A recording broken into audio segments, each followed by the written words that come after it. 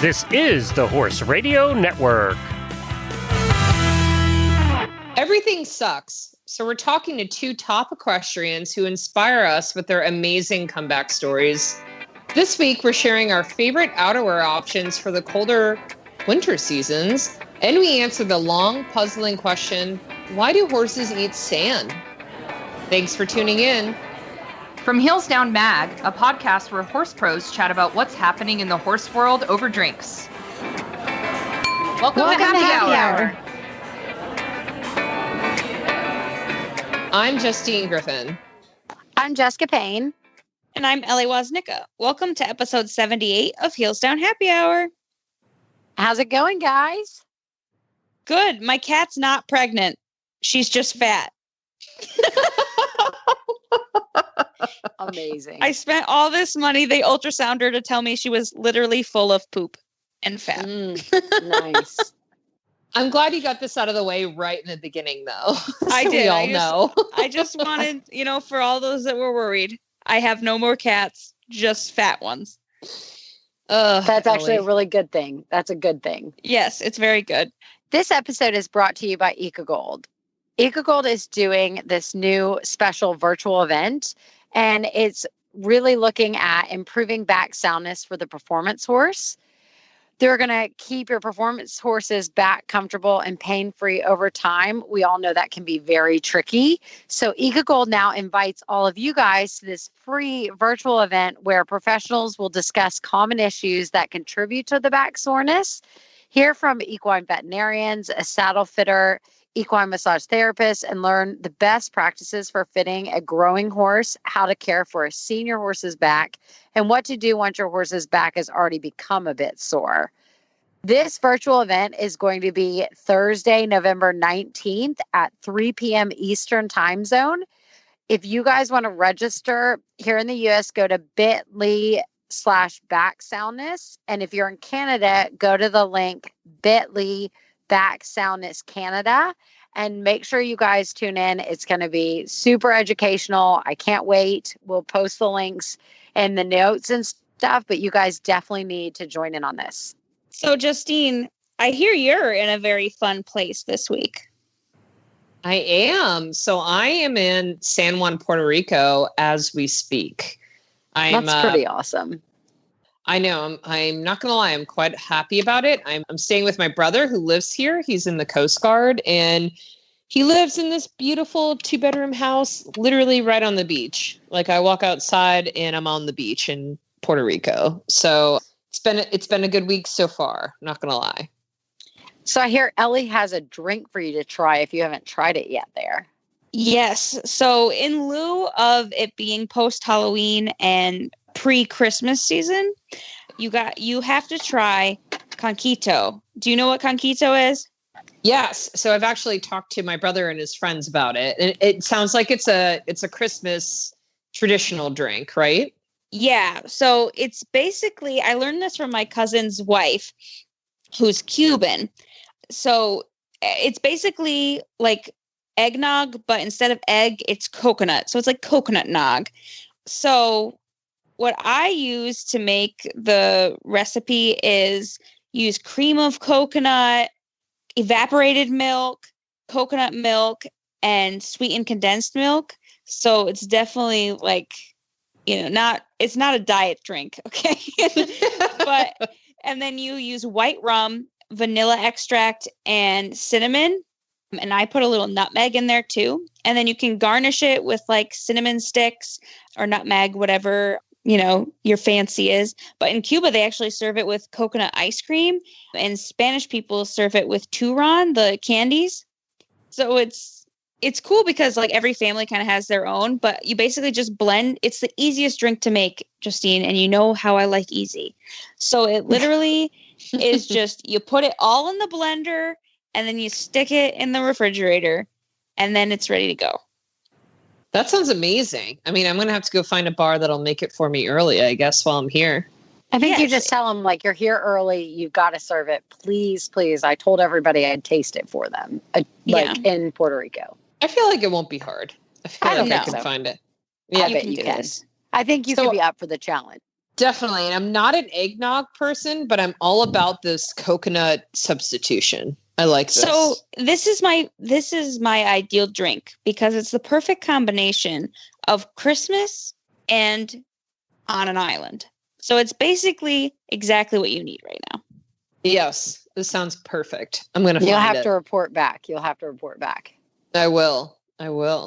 So I'm actually here at Tryon for our last show of the season. We're for the Forlong at Tryon picked it up. So we're very thankful for that. It's the last event for us. It's the only Olympic qualifier on the East Coast that happened this year. So we're really excited to be here and hopefully it goes well. And we wrapped up the jumper season last weekend with Split Rock, which I'll talk later in the episode because that was amazing here in Aiken. But looking forward, I want to talk to you guys because it's kind of interesting. We've talked in the past about how WEC was going to have all these shows and we were all looking forward to it. But now they just released that 10 of the 12 show seasons are actually going to be held under a different organization. So we're waiting to kind of see what the USEF is doing about it because it's not a normal. I mean, it's an organization that's been created, and Ellie, you'd know more about this, but they're actually going to run it under the National Snaffle Bit Association, the NSBA. So it's normally that organization has been dealing with pleasure horses, quarter horses, everything else, and they've done a lot with the Roberts family that owns the WEC. But now they're saying, look, we're going to run the shows under the NSBA, yep, and they're going to have a ton of big money classes.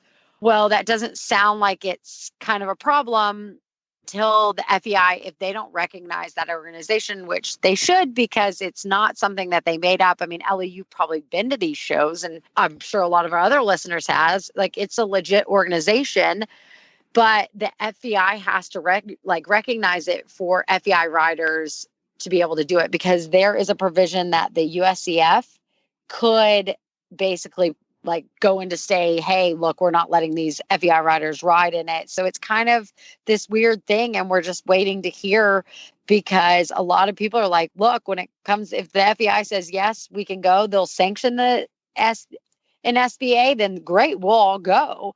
But if they don't sanction it, then it's basically against what the FEI is regulating for our jumpers. And we can't, as FEI riders, ride in it. So it's this whole massive confusion. And we're just going to have to wait and see. But I'm kind of a little, frustrated because I think it would be great to open this up. And, WEC is proud to welcome the NSBA to the Hunter Jumper world and vice versa. So, I mean, Ellie, you've been to the NSBA shows, right? Yeah, I've been to a couple. I mean, it's, they're trying to expand their Hunter Jumper, section of their association. And I think that's awesome. And for them to, take on, WEC is huge. And I'm kind of frustrated as well. It doesn't make sense. FEI needs to get on it. Yeah. I mean, we're going to find out. We'll keep you guys posted, but I think it would be great. If the USEF doesn't want to recognize WEC shows and they have another organization that's willing to expand and they've been wanting to expand and it meets all their guidelines and everything else, then so be it. It kind of sounds like maybe they should open up the doors, but I do know that it's opening up kind of Pandora's box in the sense of it's a conflicting thing with the USEF and they have a show right down the road as HITS, but it's kind of look, we have schooling shows in Aiken and rated shows in Aiken and people go to both. So it's kind of, I don't know, it'll be interesting because I would love to go and see it. So we'll keep you guys posted. Well, so Ellie, the deal with, the World Equestrian Center was that they've marketed this new center in Ocala as that they want it to be accessible to everybody, right? Yes. But yeah, I think you bring up a good point, Jess, is that yes, they want it to be accessible to everybody, but how is that going to affect HITS that's been there a long time, right? Yes and no, but I think with these growing times, yes, I do think it's going to affect them, but I think there's a way to come to terms and kind of agree upon it. There was an established show here in Aiken called Highfields, and Bruce's Field moved in, and they've worked together, and both are thriving. They're both doing really well, and they're supporting each other and supporting, Aiken itself. And we just had the first 2-star in Aiken, the CSI 2-star, because of Split Rock coming in. And it's everybody coming together and saying, look, we want to promote Aiken and making it a great place. And we had some fantastic riders here in Aiken. And it wasn't, I think it was a little bit same sort of thing at the beginning, but instead of butting heads and saying, no, I'm not going to support it, they did the exact opposite. And they worked together. And in this spring, they have dates that kind of mirror each other and try to bring people from Bruce's Field to Highfields and vice versa, instead of going against each other. That's a good example. That's really interesting. And I hope that that's the way it works here. Yeah. And I mean, you could just have different shows and stuff. And I mean, Aiken's really growing, and they didn't make this negative thing about it. And now everybody's so excited. And, you have people from Bruce's over at Highfields and Highfield people at Bruce's, and everybody's coexisting and really promoting the town. And it's really become a great place. And we've got some awesome shows between the two venues. So I hope that Ocala can figure it out as well. I mean, in Wellington does the same. I mean, there's lots of places in Wellington that run, multiple events all winter long. So I hope Ocala can figure this out. Agreed. So we'll keep you guys posted. But Ellie, I'm dying to hear what you got to tell us about the sand. Okay, so this was interesting to me because I found this article about a study done in Finland about sand colic. And this is interesting to me because Berkeley has done this a couple times where he's eaten like soil, like he'll eat grass and then he'll like make a little hole in the ground and actually eat dirt, which I've always thought was a strange thing. And he doesn't do it very often. But this article found that horses actually eat soil and sand because they actually think it's good, like it's yummy, which is interesting to me and doesn't sound appealing at all. But I guess some horses, it tickles their fancy. So they did a study on basically whether or not the sand colic was directly correspondent with the sand accumulation in their stomachs. So they did radiographs to see like what level of sand in their gut made them actually show colicky symptoms, and what levels kind of just showed, poor performance. Like maybe they're, missing their hind lead changes, or they're just not, jumping as well as they used to, stuff like that. And they had them look at the different levels of sand in their stomach, which I thought was really interesting. They also showed that some horses that have actually been muzzled to prevent them from eating sand have actually used their muzzles as shovels to shovel the sand into their mouths. Actually make it worse, 100%. Yeah, I'm like, leave it to horses to figure that out. So they're still trying to figure out what this means. Like, is it because of seasons where they don't have enough grass? They looked at it where some horses that had, hay left over that didn't, vacuum it up, didn't seem to go after the sand as much. And they're still collecting samples right now to see if it's correlated to like a mineral deficiency. So it's just interesting to know that horses like to eat sand because it's good, tastes good, I guess. They do recommend that, like, obviously prevention is the best course of action. And for horses that, where you're worried about sand colic, avoid feeding on the ground and stuff like that. That's going to encourage them to, eat, extra kernels of grain or whatever that are on the ground. So we have to actually, because we have so much sand in Aiken, it's all sand based basically. When they have to graze and they end up eating too much, that we actually have to feed them a supplement. And we've done a lot of research throughout the time of being here of which supplement we think is better and stuff like that, because some of them kind of strip their stomach lining, which isn't great, and some of them actually help the cilia just push out the sand and stuff. So we actually have to feed, it's the one supplement we actually require every horse in our barn to eat or be fed basically. And we feed everybody like a sand prevention, like it's not sand clear or whatever Renus makes it, but it basically promotes the cilia just to flush out all the sand and not get built up in their stomach. And knock on wood, it's worked for us so far. But yeah, we have to make sure everybody, because there's as much as you can. We used to feed the hay in water troughs that were empty and like put them in there, and they'd pull the hay out of the water trough and put it onto the ground. Yeah. And I'm like, Yeah. really, that's not helping. So at that point, we're like, okay, it's just better just to feed this one supplement and be done. And maybe that will help, because they like it. They like the sand. They're going to eat it whether they're not. And it doesn't help. Yeah. Nope. So Justine, what about yours? So there was this interesting study out of Sweden that is kind of sad, I'm not going to lie. And they discovered that horses don't love us as much as we love them. Womp womp. Oh, no. So while observing 26 horses and their owners and several other people, like, you know, like a human control environment of like barn management of, you know, like people, just basically people interacting with horses, they found that horses consider humans as safe havens in general when they think of humans, but they're not especially attached to any one person over another. So they see humans are like, they're basically soothed by human activity. They understand that humans are the people who feed them and take care of them, but it's not like they have a direct connection to one person over another, which is kind of sad to me. I'm not going to lie, right? Because we all have our own heart horse, and that we think we have this connection with them. And we probably do to some extent, but not in the way, they don't experience it in the same way we do, right? You're saying Mikey likes Alex just as much as he likes you? That's what these researchers are saying. Yeah. I bet Alex would disagree. I don't know. Alex feeds him more treats than I do. So you know what I mean? It's a toss up. Yeah, it's a 50-50.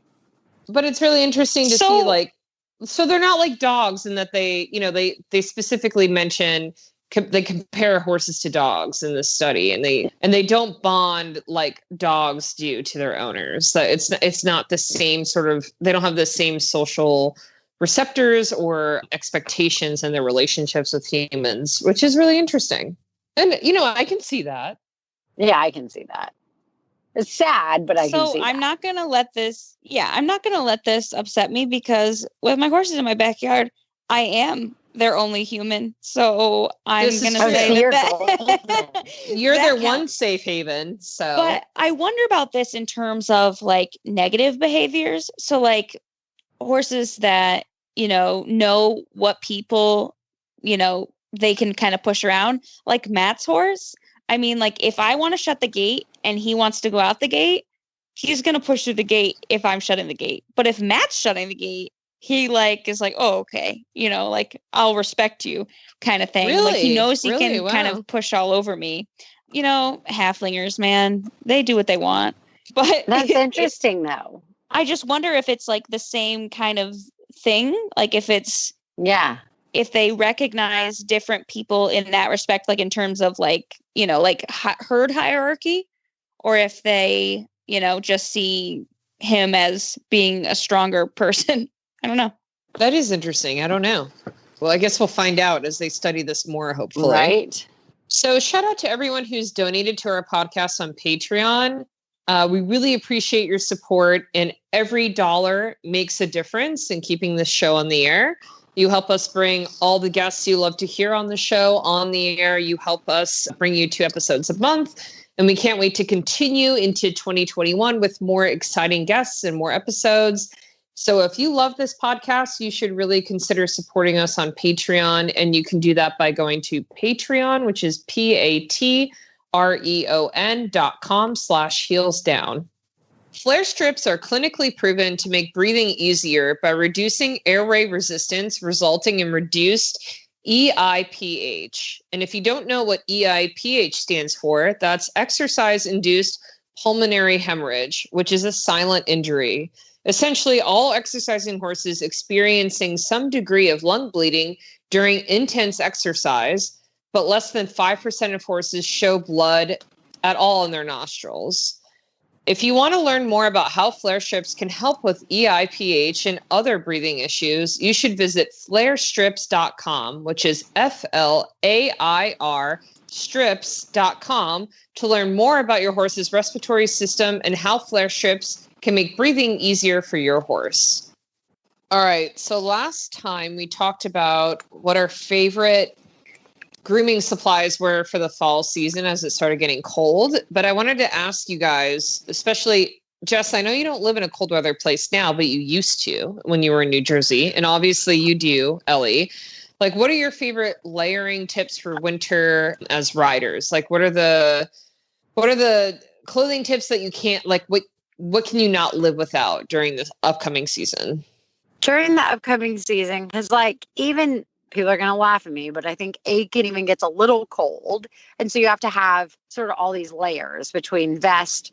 And I love to have like a base layer, which is almost like what you kind of ski in. Like I like the Under Armour, but I try to find one with like a high neck. So it like helps my neck and my neck. Because if my neck gets cold, I will wear a scarf to ride it, no problem. But if I find like a high neck one, I don't feel like I need that scarf. So I try to do like a high neck base layer, and then I do like a vest or something, either thin or thick, whichever I need. And then I do whatever jacket I need on top. So when I was in Jersey, sometimes that meant like me wearing, I have my jackets that go all the way down to my knees that are puffy, that are like waterproof, everything with like a big neck and hood. I have no problem riding in those. I have no shame of being like fully dressed and all of that.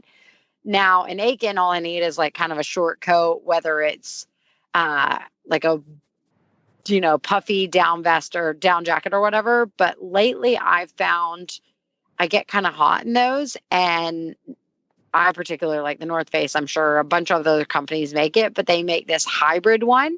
So it's like mostly puffy, but it's thinner, and then it's got breathable, stretchy.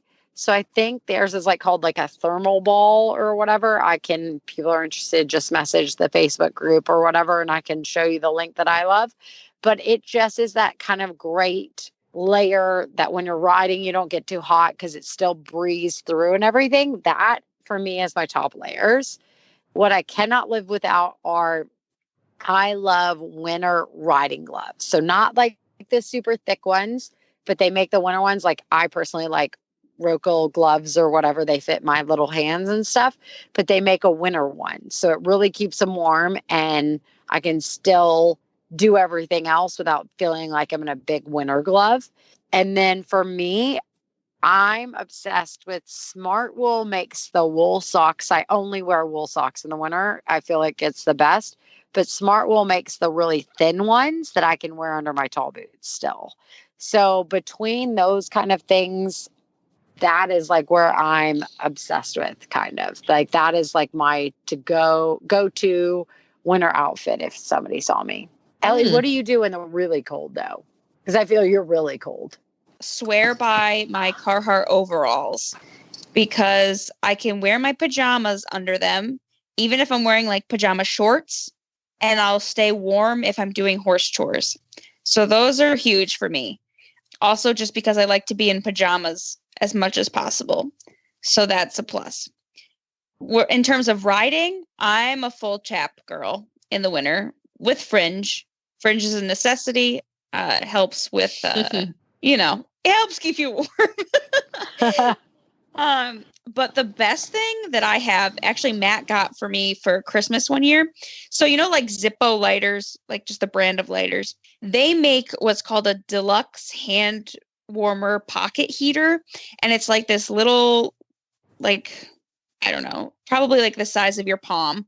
And it's a heater and it lasts like 8 hours. So you like light it when you get to the barn, and I can keep it in my pocket when I ride and stuff. And then I can put my hands in it. And it's like, it doesn't lose its heat like those, hand warmers, the tossable ones. And me, I like it because I'm like, okay, I feel like it's better for the environment than like wasting the, hand warmers. So I really like that because it's just like, we all just need to touch something warm every once in a while. And just to hold that is really nice. So I'm really excited to introduce our next guest. Shannon Dueck has brought multiple horses to the International Dressage Rings. She has represented Canada at the World Equestrian Games, the World Cup Final, the Open European Championships, and the Pan American Games, and she's won an individual silver medal. Shannon currently works with Carl Hester, and she has a bachelor's degree in animal science and a master's degree in equine nutrition and exercise physiology. So Shannon, welcome. We're so happy to have you on the show. Oh, thank you. It's such a pleasure to be here. So, Shannon, I wanted to ask you, there was this video that came out last month as part of Breast Cancer Awareness Month through SmartPak, where you shared this really compelling personal video with SmartPak, sharing what happened, your own diagnosis with breast cancer. And I wanted to ask you, can you tell us more about how you made the decision to have a double mastectomy, especially as a rider and someone who was competing at the top level of the sport? Absolutely. And I know it is quite personal, and I'm very happy to share. And I've been happy to help people who've come through breast cancer since me when they're trying to make their own decisions on how to deal with treatment. But for me, I had the option to do a double mastectomy and then have much, much less in the aftercare for radiation and for chemotherapy. So that was super important for me because I had a horse that was getting ready to do International Grand Prix, and she was good enough to maybe get on the Canadian team. So wow. It was really important to me that I, if I had that option, that I didn't have to do all of the treatment afterwards that would have been quite, can be quite debilitating. The surgery could be a faster recovery, especially depending on how I decided that I would do if I did implants or not. There is a thing that they do with double mastectomies that they'll take muscle out of your back and put it up and regenerate your breasts like that. And that takes a long time to recover from, but I didn't do that. So I was able to basically ride. I still had lats. I had no pecs, but I had lats, so I could ride, and triceps. I was going to ask you about that. Sorry, I was going to ask you about that, Shannon. You were back in the saddle 3 weeks after, which is incredible. How did the horses horse you during this time? That was amazing. Robert Dover rode my horses, the two horses that were on the cusp of Grand Prix, while I was recuperating from it. And so they'd been going, and they were going well, of course, because Robert Dover was riding them, and that was really kind of him. When I got on, it was very hard to get on and off because I had no arm strength and I couldn't lift my hands up, and, you have no pectorals. So getting on and off was difficult, but once I was on them, I could, get into my core and I could ride.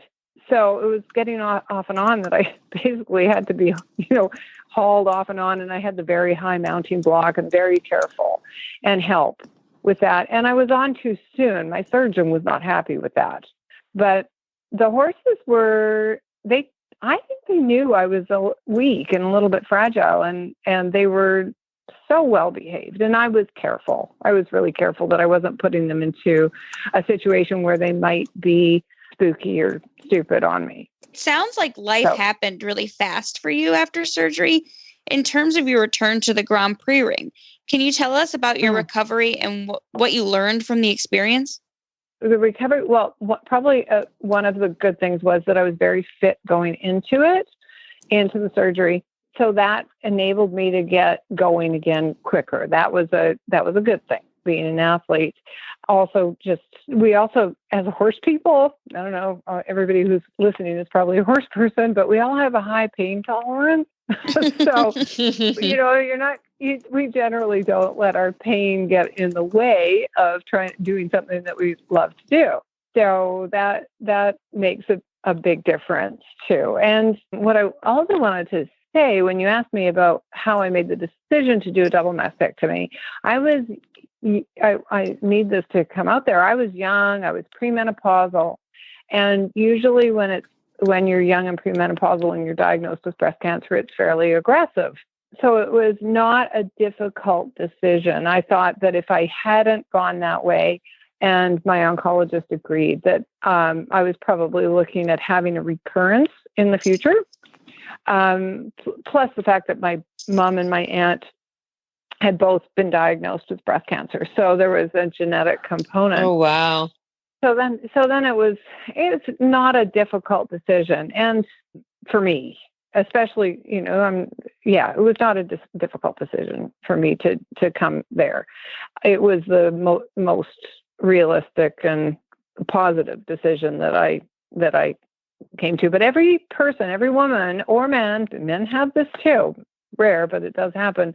Everybody has to come to their own decision on how they're going to come around their treatment. I think that is an amazing thing. I don't always agree with the American healthcare system, but I think that's an amazing thing of the American healthcare system, that with education, you can kind of decide your own treatment. You're allowed to kind of pick your own path. Absolutely. Yes. I would love to kind of pick your brain about not, kind of switching past, kind of talking more about your horses. And like, I know you've brought along a ton at the Grand Prix level. I'd love for you to kind of talk to us about that process and kind of just what it takes to bring them up, either, financially, what it takes, all the kind of details, breaking apart that. Oh, God. Well, that's an hour's worth of the show. Right. Yeah, it's really hard. I've brought up horses that were not owned by me to Grand Prix, and that's difficult because when they're not owned by you, you can't decide when they go to their next home. And that's a problem that so many professionals have, is you put your heart and soul into bringing a horse up to the levels, and if they get sold, that's a very difficult thing. So I've always made a commitment to having my own horses that I will bring, and then I can make the decision if I ever want to sell them. And most of the time I can't sell them because I love them so much, but then it is my decision. So I do love that, but it is very expensive. So I'm not sponsored and I'm not from a wealthy family. So I work really hard and to pay for a couple of horses that I can bring up the level.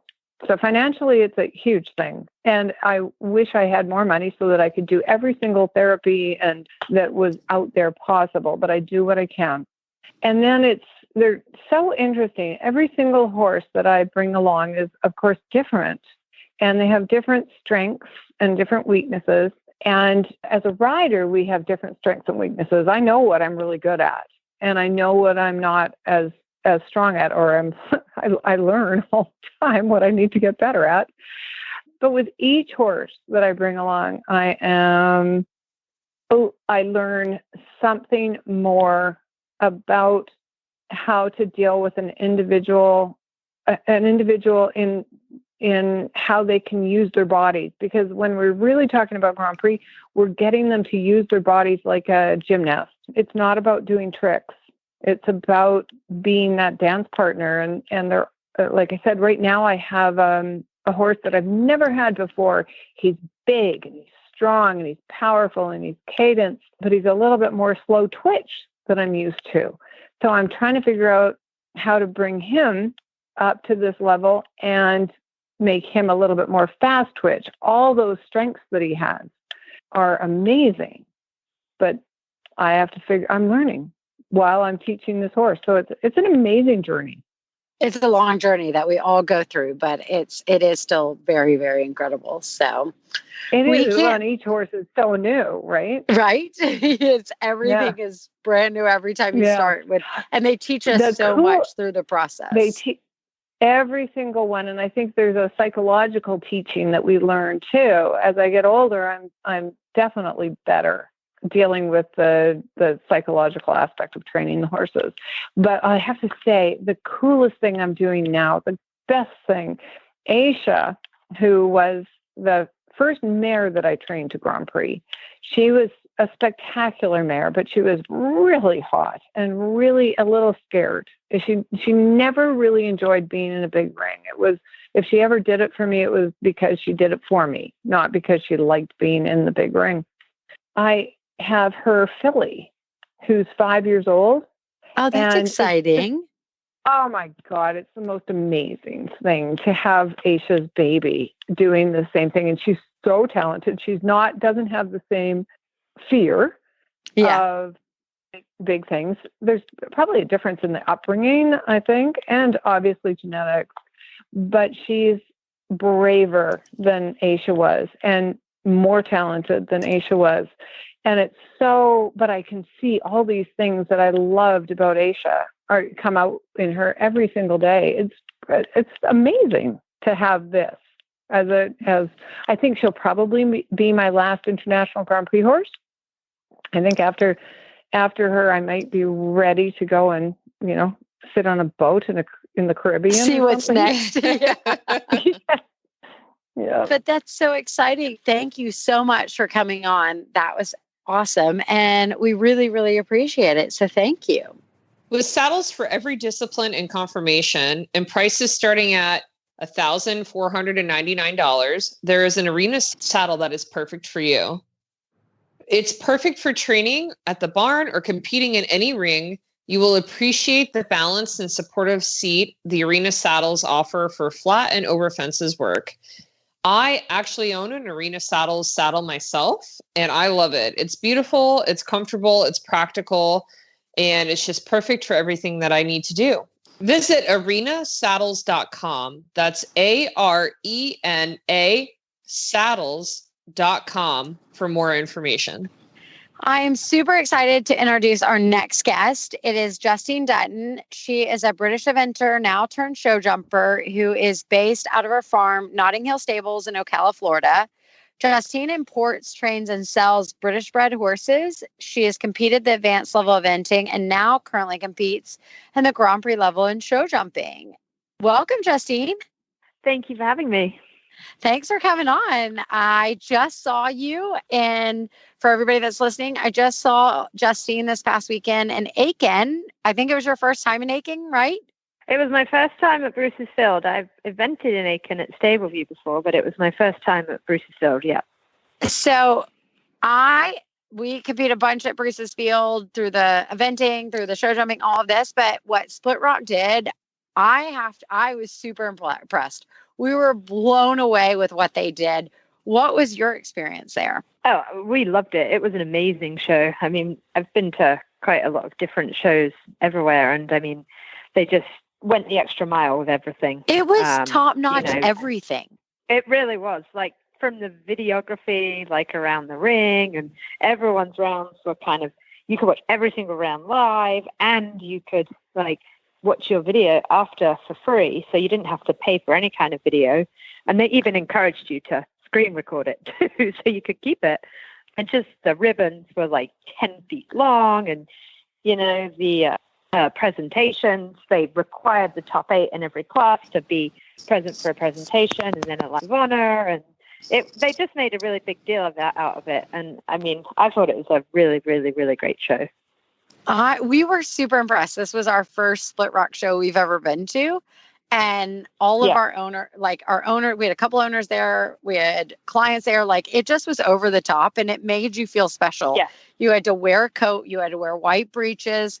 And I'm like going through my closet going, I really hope I have white breeches that fit still, because I was a little kind of concerned about that. Not going to lie, if my jacket or breeches were going to fit, because I'd been doing just the jumpers a bit and not that big. And, after having 2 kids and all this, I was like, I really hope my clothes fit in this place. Jess, you're so funny. I was not going to lie.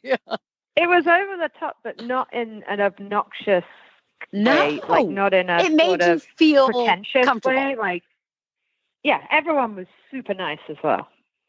No, and just, I mean, the way, like, you go, it felt very organized. It felt very, in a great way. Like, it was not over the top, but it made you feel special to go and, like, even if you were doing the 0.85s, like, you got to wear your show coat and your white breeches, which most people aren't terrified to put on their white breeches after having 2 kids like I was. But most people would think, okay, this is great, which in the end, I still was excited to, like, put on white breeches again and put on a show coat and, feel special. And I wasn't doing any big classes. I was just doing like I did a couple 110s, but it still made you feel that special, kind of prestige without making it that, like, it wasn't like hoity-toity or anything like that. It just gave that special feel. And the fact they videoed, there were photographers everywhere.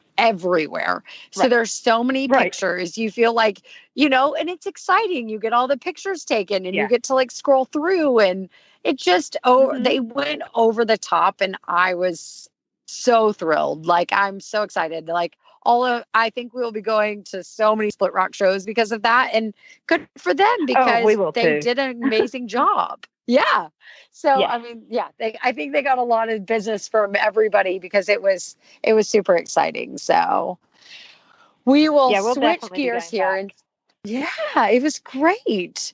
And so I was super excited. So, but I do want to go back to kind of a couple years ago and a little bit past, like kind of have you, I know you talk a little bit openly about it and stuff, but how you kind of, Yeah. you came to this country, you were a big show jumper. I mean, sorry, big eventer.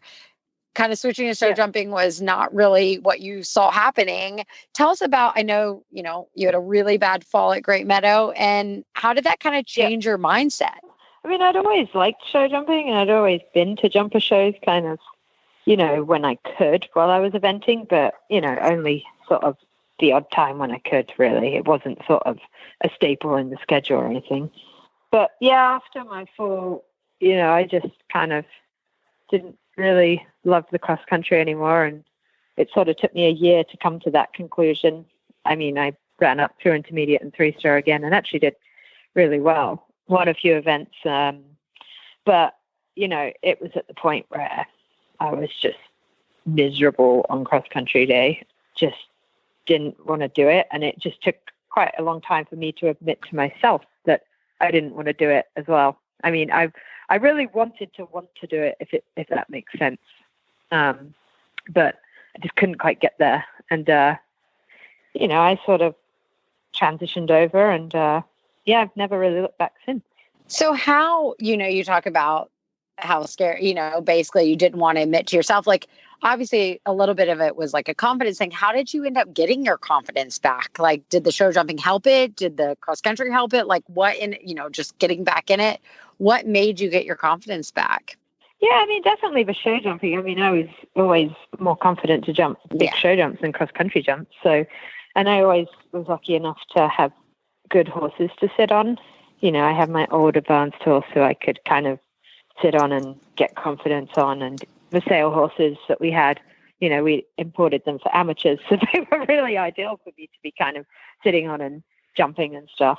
So, yeah, I think it was just kind of getting back on and going at my own pace too, you know, taking the pressure off and not being like, okay, I have to go back to advanced or I have to go back to this or that. I sort of I rode with Clayton Fredericks, and he was very good about kind of just, you know, letting me go at my own pace. And, you know, first couple of times I went out cross country an event, you know, I'd kind of say to him, I want to just go through the water first over the training level jump and then come back to the prelim or whatever, because I had my full at a water jump. And, you know, he was like, whatever you need to do is totally fine. There was no kind of, no, you cannot do that.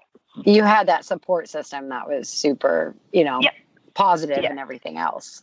Yeah, exactly. So, Justine, what was it like switching disciplines? I mean, obviously, eventing to show jumping isn't all that different. You're already doing a stadium round when you were an eventer, but you know, was there anything that you learned that was different, or what? You know, how did that help you? I guess kind of find your groove or get you back into where you felt confident and happy when you were riding. I mean, like I said, I show jumped a bit anyway, so it wasn't too hard to kind of just do it more. And I'd spent some time at Venice in South Florida here and there. So I kind of met some people down there. So it wasn't kind of like jumping in totally cold. Sure. And yeah, I guess I just kind of, you know, spent some time and met some people, and, you know, just we bought a pretty experienced older Grand Prix horse in the UK.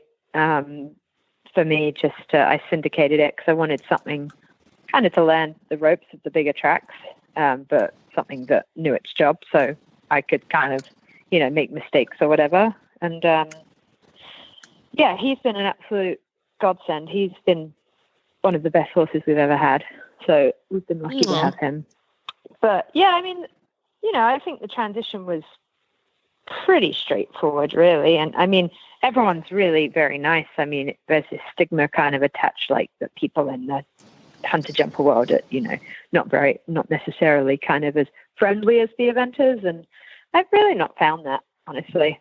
I mean, everyone I've met has been very nice and welcoming and helpful, Mm-hmm. Glad to hear it. What are your plans for next year, Justine, with the show jumping? Well, I have Ravello, my big horse, so I'm gonna, just keep getting miles in the American and maybe even National Standard Grand Prix. Then I have a couple others. I have a little 15-2 that just started jumping some Grand Prix. So he'll sort of follow along. And then I have a really cool horse named Hickory that we've just syndicated that's quite special. He's just moved up to the 130s. So, we'll keep kind of going along with him. And then I have a really, really special 5-year-old. I guess he'll be 6 next year. So he'll do the young jumpers stuff. He did the 5-year-olds this year. And I'm actually just picked up today the ride on Rowan Willis's Averse W horse that's won Spruce Meadows twice. Oh, you're going to talk about it. Yeah, I didn't know if you were going to say. I didn't want to say anything. No, I literally just picked him up today, and he's standing in the barn as we speak. Yay! So you have to tell all of our listeners all about him, because I didn't want to ask because I knew it was kind of a secret. So perfect. Yeah. No, I'm gonna basically lease him for the winter. Rowan and his owner Dinah have been very, very, very kind to let me do that and give me that opportunity to get some mileage. He's won at Spruce Meadows twice. He's won at Washington. He's jumped to 160. I think he's won some puissances. So he's a very experienced horse. Our listeners will have to Google him. He's a super cool horse, and I cannot wait to see Justine on him, because he is. I can't wait, because it's going to be cool. Like, you get to see and do some cool stuff with him. And, it's always great to find that horse to show you the ropes. Oh, for sure. And, it'll help me ride the others better. And, I've been obviously learning on Ravello, but, to be able to go around again, that same kind of track would be really helpful. Exactly. The more you can do it. Yeah, for sure. And I ride with Rowan as well, which is, it's basically how it all worked out. But, so he'll be able to coach me on the horse. And, he obviously has ridden the horse for a really long time, so he knows it inside out. Well, thank you so much for coming on. I'm super excited, and we will have to keep following you and have all of our listeners follow you with the new kind of string of show jumpers and everything, all the way from the babies up to the big guys. So we wish the best. Yeah. No, I'm definitely enjoying it. I have a good time. And I see more and more eventers at the jumper shows. It's coming. It's coming out. Most people are, slowly trickling in. Yeah. So it's good. Yep. Yeah. So guys, it's that time. It's Rose and Thorn time. And I'm super excited to introduce our listener to join us this week. She's known for being everybody's horse show mom. She's a Patreon donor, and she cooked me in her womb. My mom's here. Hi. Hi. Mom. Hi, Joyce. Thank you for joining us. Hello. All right. Well, before we start Rose and Thorn, I feel like I can't not ask you this, but I need a really good embarrassing story about Ellie, please, if you have one. I do. Unfortunately, Ellie didn't have a lot of control over this one because she was very, very young when it happened. So Ellie was actually a preemie baby. So she was born about 7.5 weeks before she was supposed to.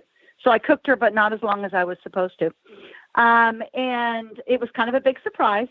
So we went to the hospital. She was, in the NIC ICU, and they had to, watch her and take care of her. And, we were thinking a couple of weeks. She actually was a little over 5 pounds, so she wasn't that small at birth. And they called us and said, okay, tomorrow you can take her home. You're all set. She's been doing great. You can bring her home. So we got all ready. We got everything, to go to the hospital, went to go pick her up. and they said, "Oh, you know what? Sorry, you can't bring her home today because like something happened last night and she stopped breathing, and so we've got to watch her for a whole nother week." Oh my It's a funny gosh. story. I really swear it is. So they said she stopped breathing. So we're panicking. Young parents were panicking and very worried about it. And then we go, we're visiting her and everything like that. And a week goes by, nothing has happened again. And we get there, and the head nurse pulls us over, and she goes, "We're really sorry about the whole week thing. Sometimes they move their leads that are connected to the machine. We think she just farted." They literally said that she farted so much that it unconnected the leads that were showing her. I can't. Her bumps on the little machine. Ellie, it all makes sense. It all makes sense. It set the tone for the rest of your life, Ellie. Absolutely. Absolutely. High maintenance from the beginning. Yep. I love it. Oh my gosh, that is so funny. That is amazing. All right, Joyce. She started that way. Do you want to go first with Rose and Thorn? I will try. Okay. My rose this week is, I live in Connecticut, which is not quite as cold as where Ellie lives. But it usually is this time of year. It's November. It's usually, 30s, 40s at night if you're lucky, maybe 30s. And, chilly, 40, 35, 40 during the day. This week, beautiful. 70s, 50s, and 60s at night. It's gorgeous. Everybody's bathing their horse. It's beautiful. Awesome riding weather. So my rose is that the weather is just fabulous for riding. It's just gorgeous outside. Very bizarre for this time of year in November when you expect it to be cold and freezing outside. Ooh, that sounds great. However, but that leads to my thorn.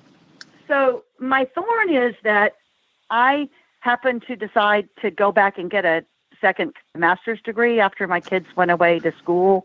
All of them left the house. And I signed up for the most difficult class in the entire program this fall because it's fall and it's supposed to be freezing and cold and you're not supposed to go outside and you're supposed to sit in your house and it gets dark at 4:30. And this week I literally have been in the house it's gorgeous. Haven't ridden my horse since last Friday. That's my thorn. Oh man. Wow. That could definitely be a huge thorn. I did take tomorrow's Veterans Day. I do get the day off, so I'm planning on riding in the morning. But there you go. It's very. All my friends are like, "Where's the thorn? It's great. Are you coming?" I'm like, "No, I'm going to be behind my computer working on my program." Oh, geez. What about you, Ellie? What's your rose and thorn? Oh, man. So my thorn is a big thorn that my mom already knows about because I called her because I was angry. So I was driving home from work and I was like, that's weird. Like I didn't have as much friction when I was trying to stop my truck. Then the speed limit's like 55 and I'm going and I have to brake and I'm pedal to the floor. I have no brakes. So I'm like, oh, so this is fun. I was actually on the phone with the horseback riding client at the time. And I said, I'm going to have to call you back because I don't have any brakes. And so nothing happened. I was able to go uphill and kind of pull off, but I had to wait for AAA and all that fun stuff, except Matt wasn't home. He was at a business meeting. So I had to call my client to come pick me up and take me home. Oh, no. I was like, I don't have any friends in Pennsylvania. Can somebody give me a ride home? So I'm looking at about a $2,000 bill, which, yay. Not excited. No. But my rose is that I actually, which I never do, I used Berkeley for lessons this past week. So I let two of my clients ride him to kind of, just goof off and be able to work on themselves. And they jumped him and he was an angel, which was a proud mom moment for me because he's perfect in my eyes, but it's good when he's perfect for other people too. What about you, Justine, other than being in Puerto Rico? Well, so that's definitely my rose. So I'm in Puerto Rico with my brother, and my brother is getting married next week. Yeah. So I'm here with him for now. And then we fly back to Florida together and then get ready for his wedding. So it's nice to be able to spend some more time with him. So that's definitely my rose. My thorn is that we've got a dang last minute end of the season hurricane that's just like totally soaking Florida right now. So luckily I'm not home while it's happening, but it's just sort of like dragging out. It's like a very slow moving storm. So I'm hoping it's like gone and don't have to worry about it by the end of the week. And obviously it'll be gone before my brother's wedding, but geez, I'm just so tired of this season. It's been a very active hurricane season. So I'm just ready for it to be over. That's my thorn. What about you, Jess? So my thorn is we've been building this farm and it's usually my rose and everything else, but we thought we would be in. But like COVID keeps happening, everything keeps happening. So long story short, there was like another subcontractor that got delayed because their crew got COVID. So they're like, well, we probably can have you in like first or second week of December, but to move everything first or second week of December to be back here January 1 now just seems dumb.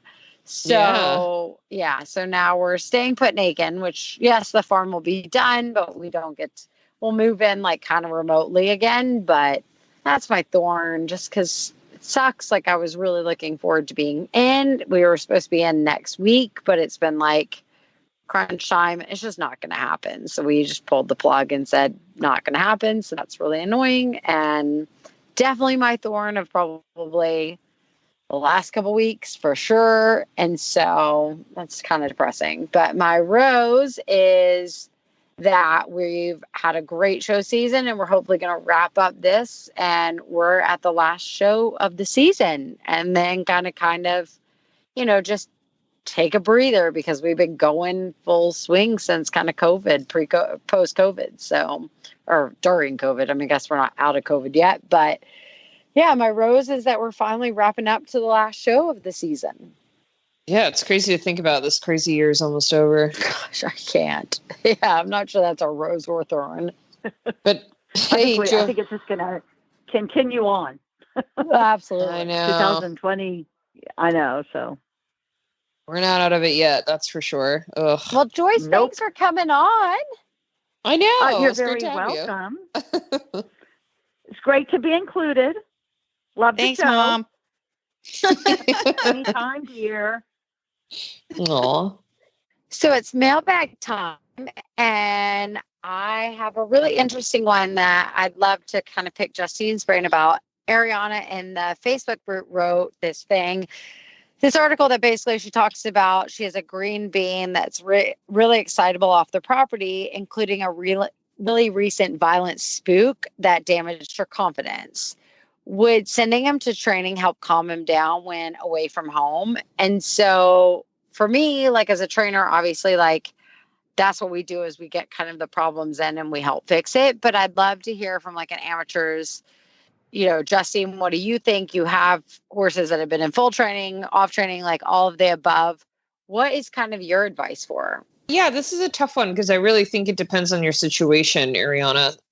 Like for me, if I got dumped real bad a couple of times, absolutely I would send the horse off for training. But I really think maybe I would need to be involved in that training too, because I know it would take me a minute to want to get back on that horse, right? After I've been dumped a couple times or maybe I got hurt, because the horse can get all the training in the world. Say you send him away for 90 days and he's doing great with the trainer, but that doesn't mean he's going to be equipped to handle me as an amateur who's not going to ride him as successfully as a trainer would, right? So maybe if you're going to send him away, make sure you're going to put him in a program where you can come and take a lesson once a week from the trainer who's putting the miles on him so you can be learning with your horse. So by the time that training period is over, say 90 days, both of you feel confident, both you and your horse. So you know where to go next.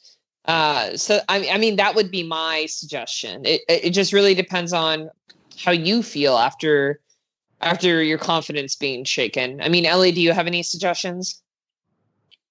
Well, I'm actually working with a client who had a similar situation.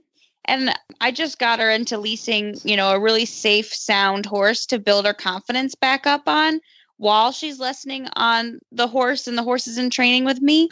I think that that's also a good thing. I think people sometimes are like, I'm cheating on my horse because I'm riding another horse. But it's really good for not only your confidence, but your strength to ride a different horse, especially if you're going to have a horse gone in training and you're not going to be riding it as much. I think that's a good idea too. Like you want to get your confidence back, like feel solid and actually enjoy why you like to ride again, right? No, absolutely. So if you have a question for us and you want us to answer it on air, you can send us an email at hello@heelsdownmedia.com, or you can join our Facebook group, which is the Heels Down Happy Hour Podcast Lounge. And if you want to hear more from us, you should subscribe to the Heels Down Brief, which is our daily email news blast. You can do that by going to bit.ly/hdbrief. And we want to say thank you to all our partners this week, EcoGold, Arena Saddles, and Flare Strips. All right, guys, that's a wrap. Cheers. Cheers. Cheers.